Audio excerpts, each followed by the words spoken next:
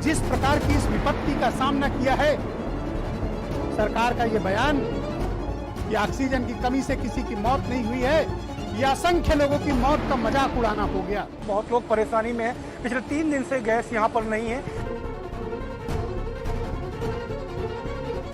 की लपटें उठ रही हैं, ये उन लोगों की जो है वो चिताएं हैं जिनकी मौत कोरोना के वजह से हुई थी। ये तस्वीरें बेहद भयावह हैं और ये लखनऊ की तस्वीरें हैं। अरे ही आपके अपने अजीज लोगों ने ऑक्सीजन की कमी से तड़प तड़प कर इसी प्रदेश में दम तोड़ा।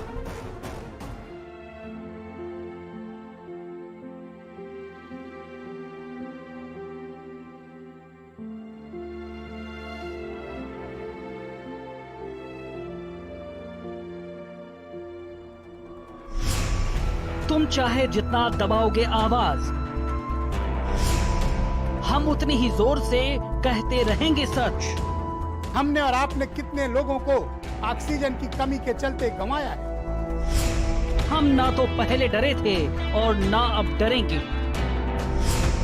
सच के साथ पहले भी थे और अभी भी हैं। कौन सा ऐसा अस्पताल है उत्तर प्रदेश के भीतर, सरकारी या प्राइवेट, जहां ये नोटिसें न चस्पा हुई हो कि ऑक्सीजन खत्म हो गई है, अपने मरीज यहां से ले जाइए।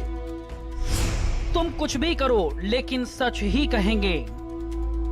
जाहिर है सरकार के पैर तले जमीन खिसक चुकी है। अब इसीलिए अब मीडिया संस्थानों को निशाना बनाया जा रहा है। देखा जा रहा है भारत समाचार के दफ्तर पर छापेमारी की गई। सच्चाई दिखाना अगर बंद कर दे और सरकार की चाटुकारिता शुरू कर दे तो छापेमारी नहीं होगी। लेकिन भारत समाचार जैसे पहले भी सच दिखाता रहा है, वैसे अब भी सच दिखाता रहेगा। जब देश और प्रदेश में महामारी से मौतों का मातम मचा था तो भारत समाचार आवाज बना था। तड़पते लोगों, बिलखते परिजनों, मौत के बाद बदहवास जीवन की तस्वीरें से सोते सिस्टम को तब जगाने वाला भारत समाचार था। ऑक्सीजन की कमी से खोए अपनों की चीख बहरे और गूंगे सिस्टम को सुनाने वाला भारत समाचार था। ऑक्सीजन प्लांट के बाहर लोगों की लंबी कतारों की गिनती गिनने वाला भी भारत समाचार था।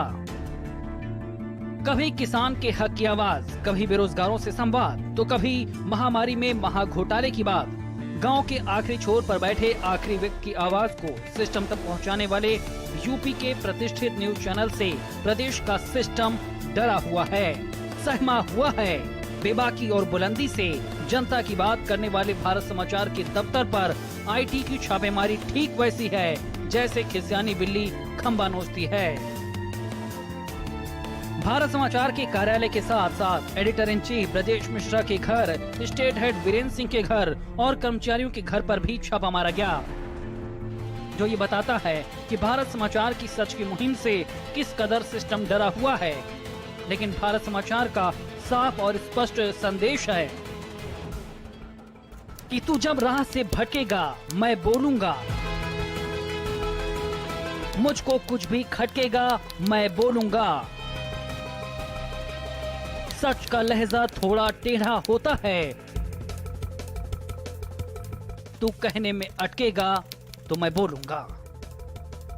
ऐसी ऐसी कारुणिक कहानियां हैं कि लोगों ने अपने माँ बाप गंवा दिए, घर के कमाऊ सदस्यों को गंवा दिया, बहनें विधवा हो गई, माएं अनाथ हो गईं।